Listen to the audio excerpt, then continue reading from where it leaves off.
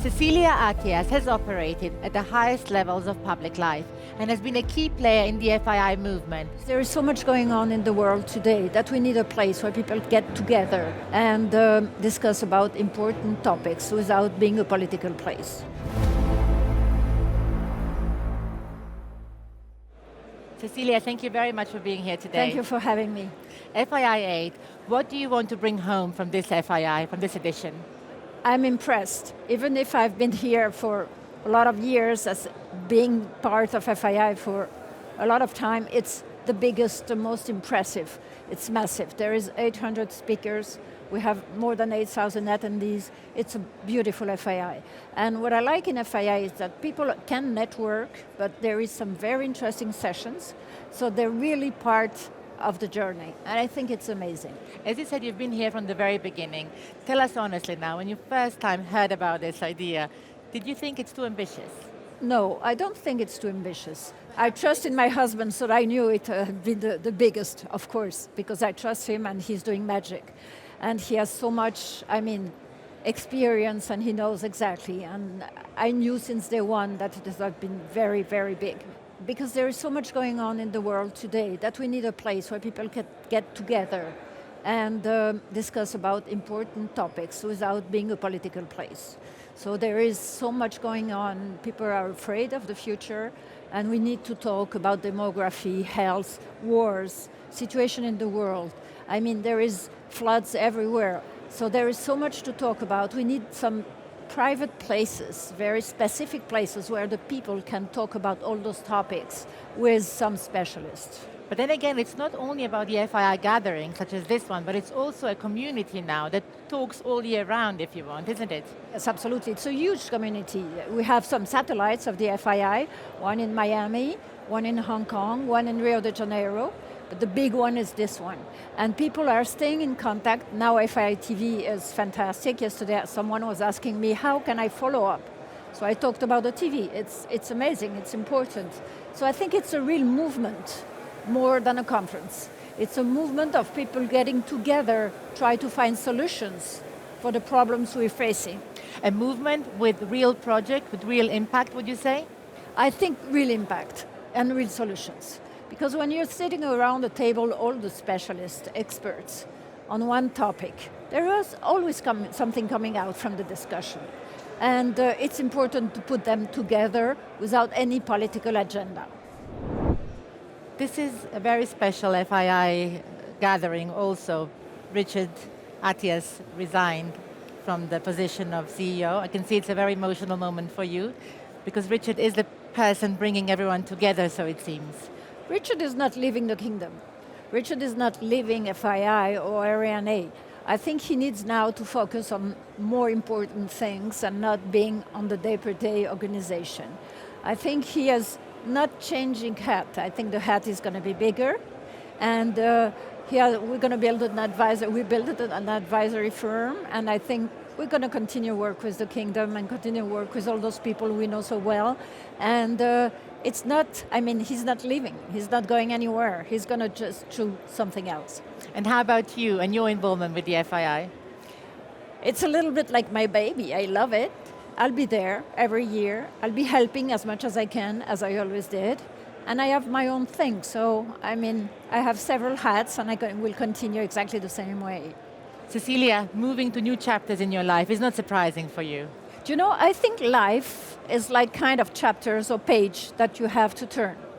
I had several lives, and I think I loved every chapter of my life. I've always been very committed to my lives, and I think there is always a difference to be done. And if I can help in any way to solve some issues like women or whatever, I think I need to do it in a capacity.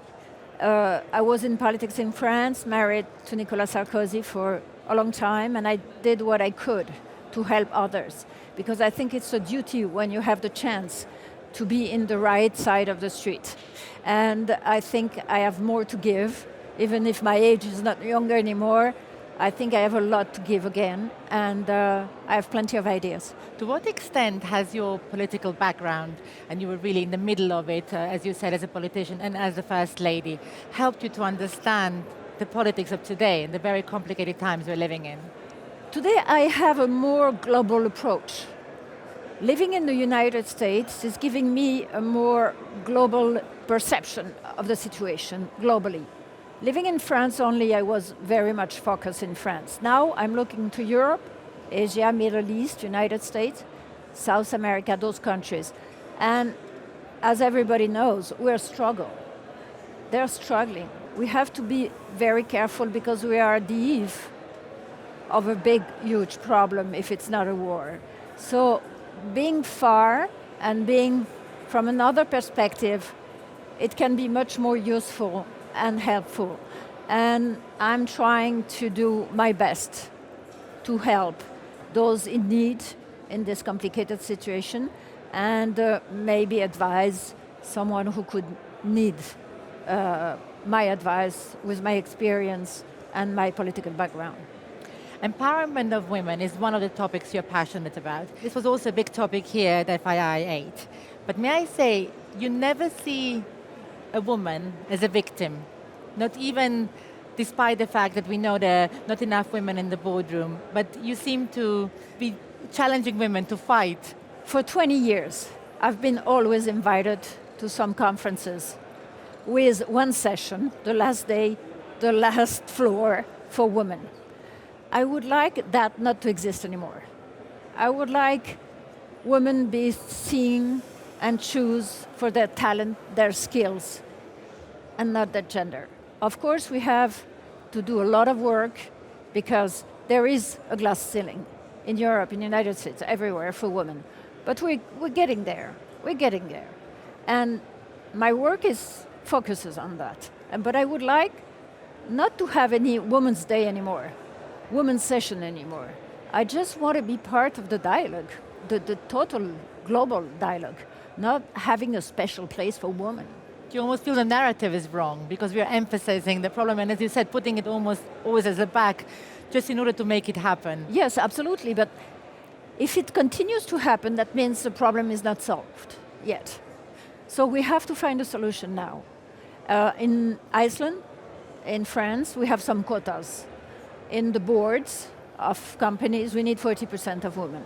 It's very good to do that for 1 year, 2 years, 3 years, but then after, it's talent and skills that are very important, not the gender. So I would like the woman to be chosen, not because she's a woman, but because she's better than the man who's sitting next to her.